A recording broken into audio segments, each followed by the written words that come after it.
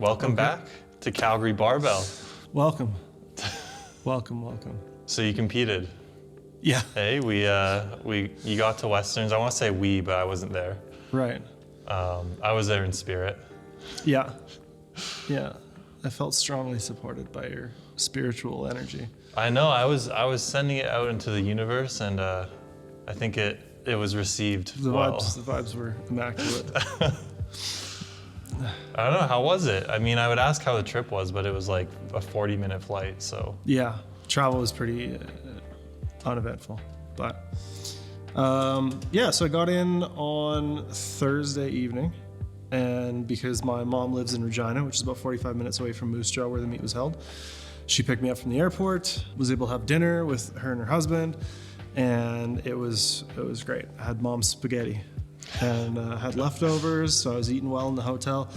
I lost, I think, 2 kilos at some point along the way. Just, I don't know if like nerves and anxiety impacted my appetite, or whether, you know, I think there's something like dehydrating about flying, like just being in all the manufactured air and the pressure and stuff. I feel like every time I travel by flying, I just am so dehydrated afterwards. So yeah.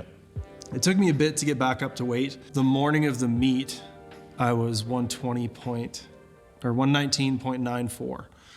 So I didn't really eat much for the rest of the day, and then I weighed in at like 118.6 or something. So yeah, weight was not a problem. I was trained most of this block between like between like 119 and 121. So I was right around training weight and was a pretty full 120. So that was good. Probably better to be like, honestly, it's probably better to be on the lighter end, because last nationals you lost on body weight. Yeah. I could have lost on body weight this time too. Yeah. Rich was lighter than me, so. Yeah. So it's interesting because you can come in as close to 120 as possible, but then you're also gonna be the heaviest. There are most likely advantages and disadvantages for sure. Yeah. I wonder, so does that mean next time, so for Worlds, if you do make it to Worlds, do you think you'll train at an even heavier body weight?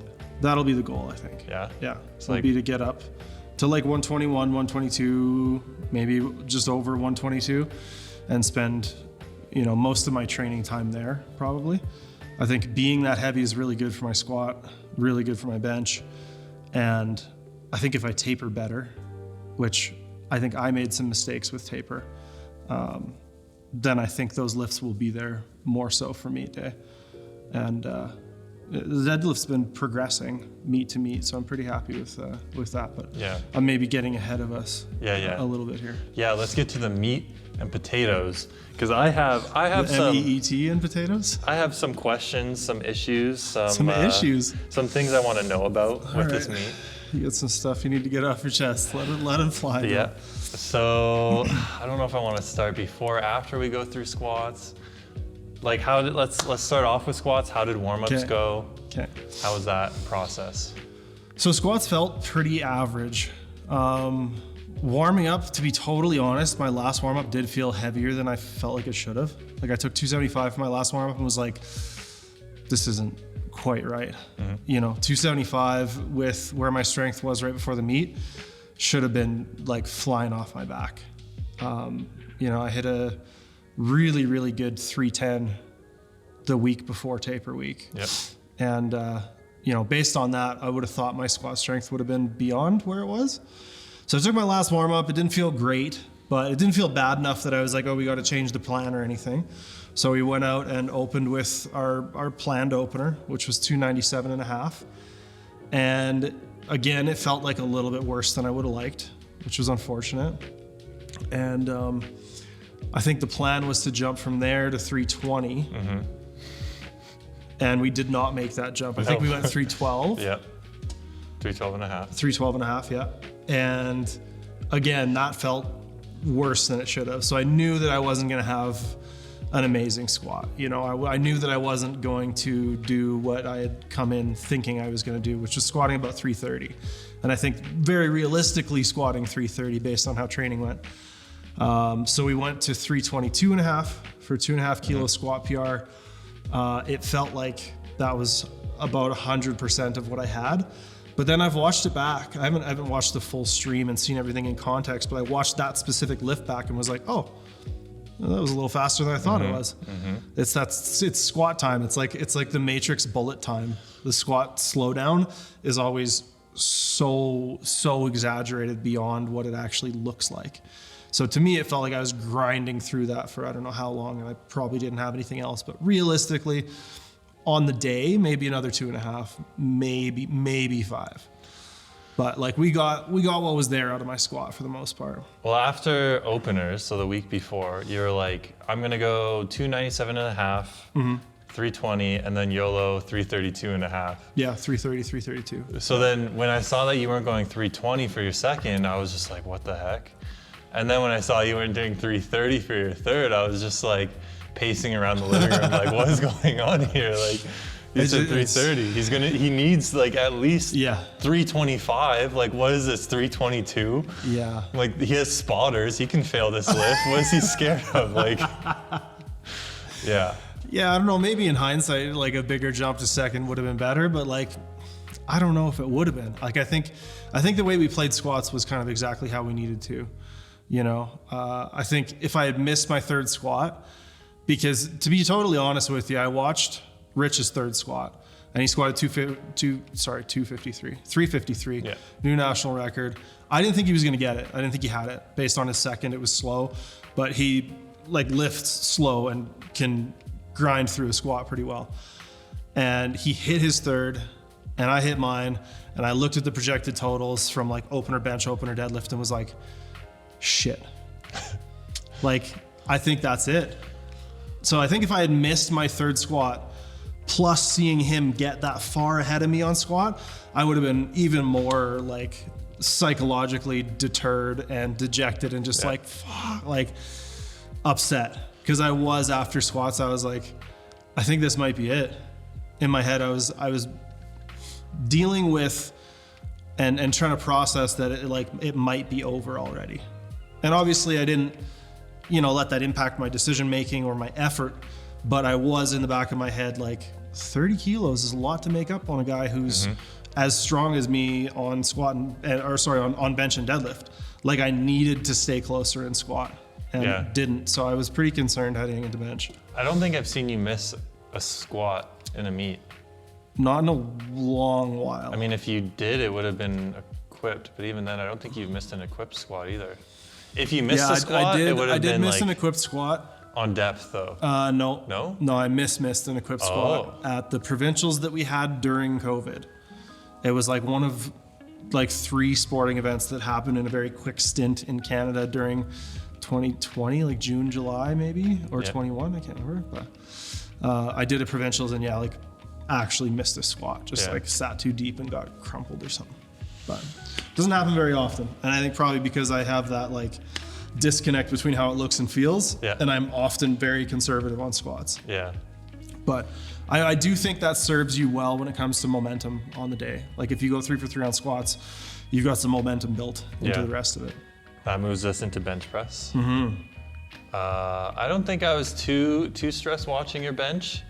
Although missing 202.5, I was like, man, he needs everything he can get, and that sucks. So yes, that sucks, but also the fact that I hit 200, then missed 202, like 200 was all I had, right? So we got everything that I had out of me. Yeah. It was really unfortunate that 200 was all that was there. Yeah. Now my bench throughout prep was never really like popping off. It wasn't ever at a point where I thought I was, gonna go well above anything I had done before. I think my best in meet is 207.5. 205, I thought. 205 Cayman or 207. Islands. And my plan was 210 because when I hit my third in Cayman, whether it was 205 or 207, I was like, shoot, I had more. Like I could have done more. So my goal and my, top end thinking, okay, training was about as good, numbers wise as it was for Caymans. That again seemed like a reasonable plan. And man, warm-ups felt amazing. Like I hit my last warm-up and was like, this is the best bench it's felt in weeks. And I hit my opener, I was like, oh man, we're like, it's there. It's feeling so good. And I hit my second and was like, what the hell just happened?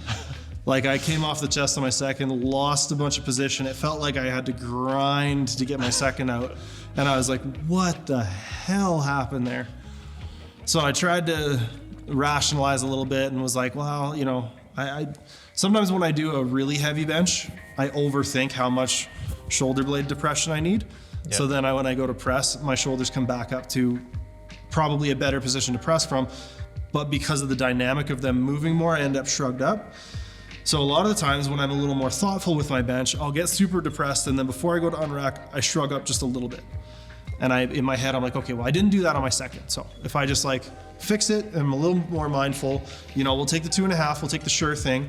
Because again, I was watching Rich's attempts and I saw his second and he jumped from 182 to 200, I think.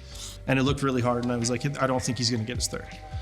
So we were like, well, let's take the 2.5. Like we need more kilos. Yeah. Whatever it is, 2.5 might be the difference maker in the end. So let's put it on the bar and go for it. And I thought, okay, like I'm gonna smoke this now. I'll just set my shoulders a little more intentionally, and it was like just as hard, except I lost steam about 3/4 of the way up and was just like, didn't have it. Yeah, Rich's third was I think 200. His second was 192.5 or something like that. Oh, okay, that's what it was. So he hit his second, and I was like, oh, that second was like it slowed down quite a bit. Yeah. And then they took a 7.5 kilo jump for his third, and I was like, no way. Yeah. Not happening. I'm surprised. And then he was really, really close to getting it. I think he got up and down or something. He like locked it out and everything, but there was like a little up and down. Yeah. And I'm surprised because I think he had one white light, so I'm surprised no one contested that lift because I went to the jury on it. As far as I know, there was a 5-person jury there. Wow. So they were overturning lifts even unprompted throughout the week. Yeah. Yeah. Because as far as I know, from what they said on the live stream was they didn't see anyone go to the jury.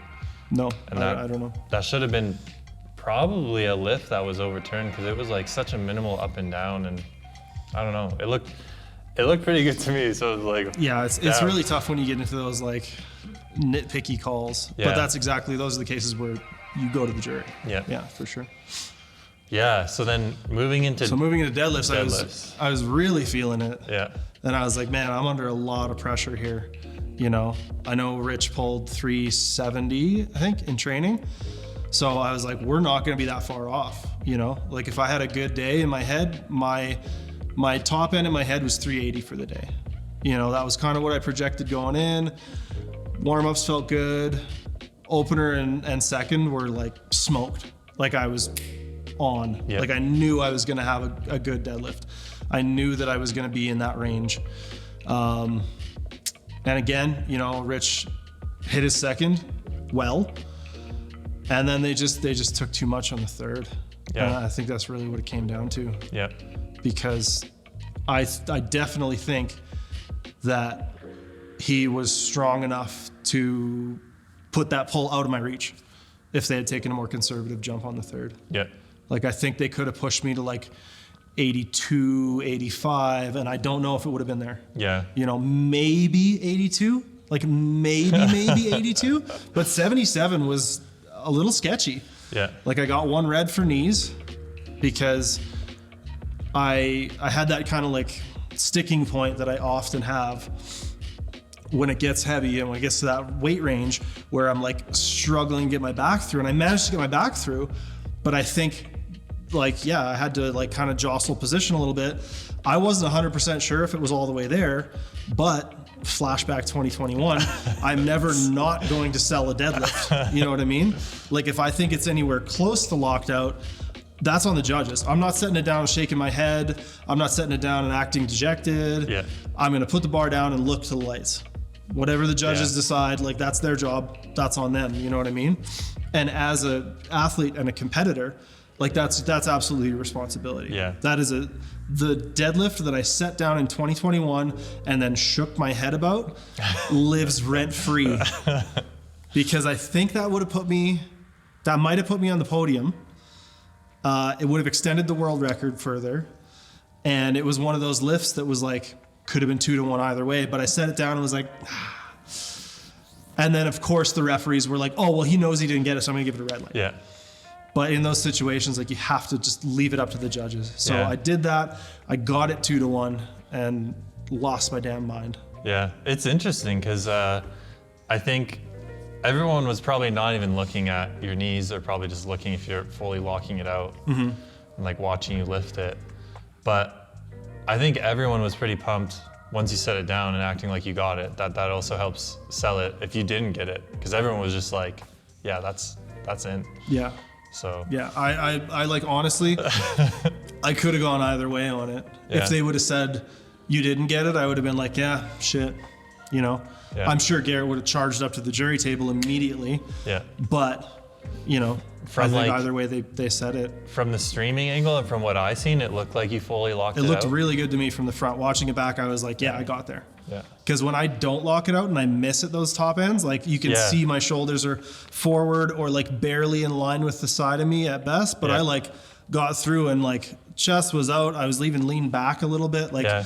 to me, it looked like I got there. Yeah. And it's really hard for me to tell in the moment. Am I there? Am I not? But watching it back, I would have given myself a white light on that. Like think- as objectively as I possibly could. But I think you made a lot of people lose their minds because like you've missed a lot of third deadlifts. speaking of missed third deadlifts, I was the only male lifter in the entire session that night to make a third deadlift. Yeah. So again, you know, looking at the score sheet and seeing, you know, 11 missed third deadlifts and being the last deadlift and knowing I needed to get this for my placement, for the total, for the potential world spot, like Yeah. that was kind of a wild ride. Yeah. Yeah, Molly and I were like screaming because we were just like, there's no, like, what the hell? Yeah. Yeah, it was fun to watch. It was like the stream was really well done because usually the streams are bad. I mean, there's a lot of powerlifting streams, not even just in the IPF, just are done so bad. So it's nice there was no hiccups, nothing lagged, nothing like blacked out. Like it was, Yeah. it was great. Yeah. They had commentators that were Yeah. separate from the MC in the venue. Yeah. Which I think is a really big distinction that needs to Yeah. happen more often. Yeah, the Because a audio lot of was times good. they'll just have the person who's calling the meet on the microphone also plugged into the live stream, Yeah. and I think that's a mistake. Yeah. But So this meet you PR'd your total, so you're at 900 kilo yeah, total yeah, at 120. I think it's a 4.5 kilo total PR. Pretty sure my best previously was 895.5 in 2021. Yeah. So yeah, three years, 4.5 kilos. There's definitely more there. Yeah, I think 10, 20. I think so 25? too. I think and again, I mentioned earlier, but I think I like messed up the taper because Mike had programmed me to do more squat and bench the week of the meet. Yeah. And with how well my deadlift responded to being rested, I decided, like, hey, you know, Mike and I have a really collaborative relationship with coaching. It's like a lot of the times if I feel like something's the right call, he's like, yeah, you've been doing this for 12 years. You coach lifters like same way I am with my lifters who are coaches or very experienced. Yeah. So he was like, yeah, thumbs up, it's all good. And I did less work for my squat and my bench. And I think that due to that call that I made, they didn't show up on the day. Yeah. And I think I could have gotten another 7.5 on my squat and 5-ish, 7-ish on my bench. Yeah. So, you know, that's another 15 kilos right there. Yeah. You know, if I can put together some good deadlift training for more than like a week before the meet, Yeah. I think I could get back into like the mid 380s, maybe up into 390. Yeah. So I'm really, really hopeful and stoked for Worlds. My knee is a balloon right now. It is so swollen, and feels really, really resistant to the end range of flexion, which is kind of how it's reacted from the last few meets.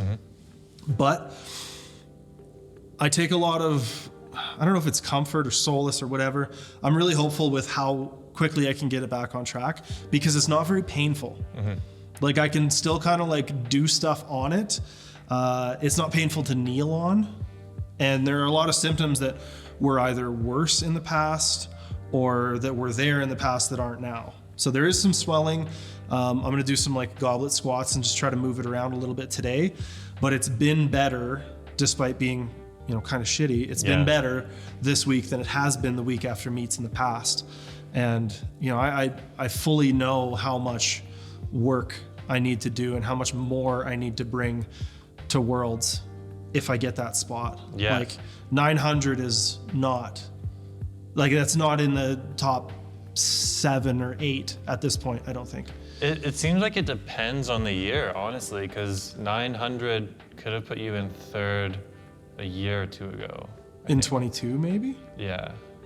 I think there was a year that, I don't know. I don't know. It changes a lot year to year depending on who goes and who's injured. Yeah, but I think the average is coming up. It's moving up, right? Yeah. And we have 1, maybe 2 really competitive 120s coming from the States, Bob Matthews and another guy whose name I can't remember. Please don't make a bunch of memes about me for not knowing your name.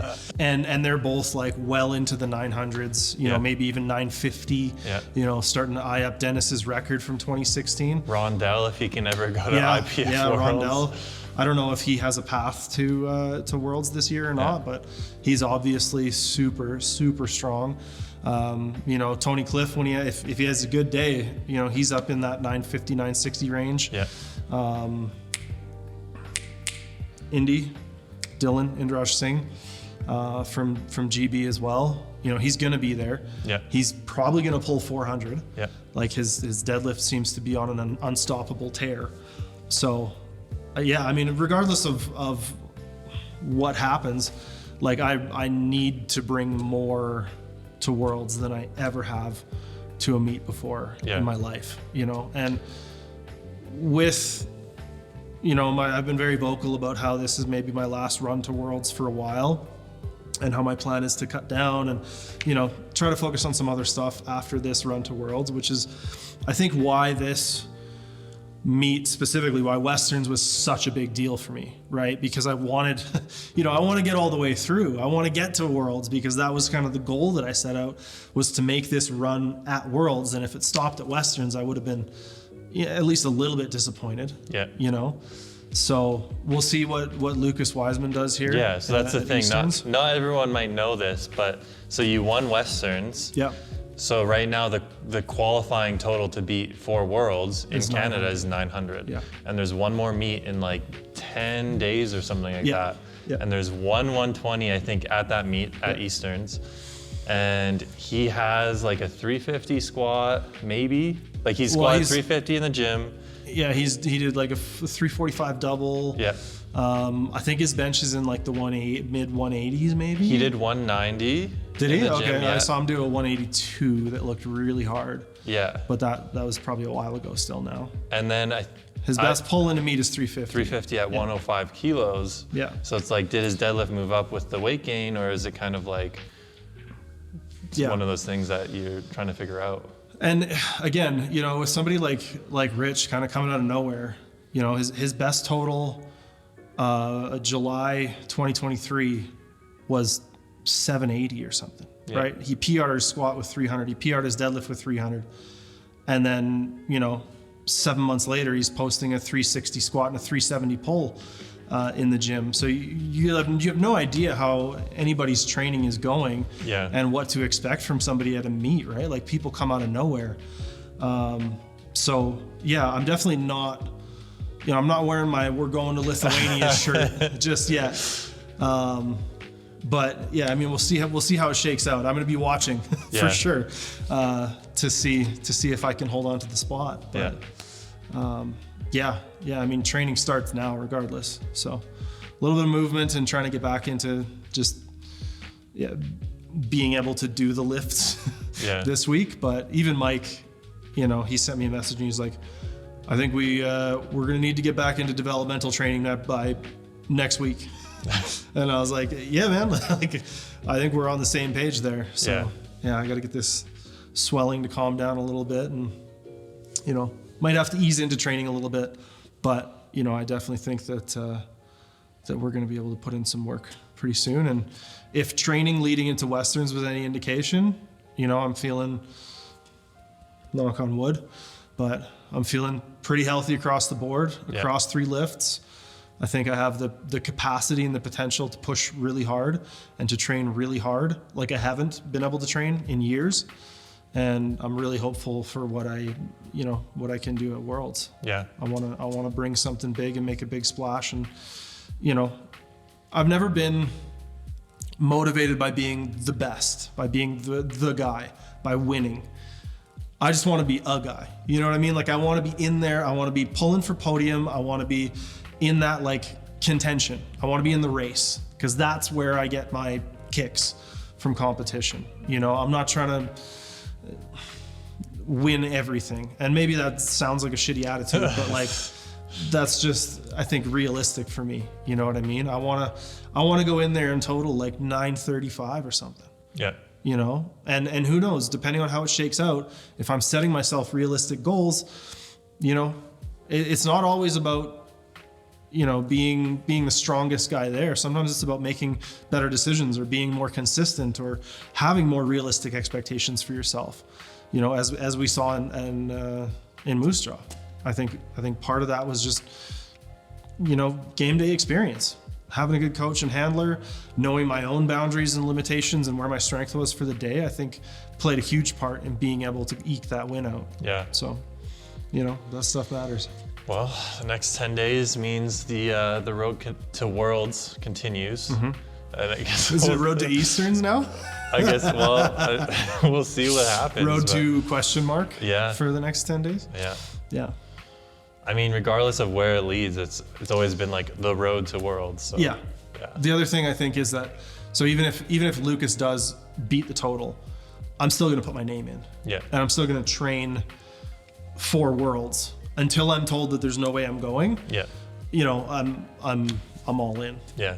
So either way it works out, I'm gonna apply. I'm gonna train my ass off, and hopefully we'll be there and make it there.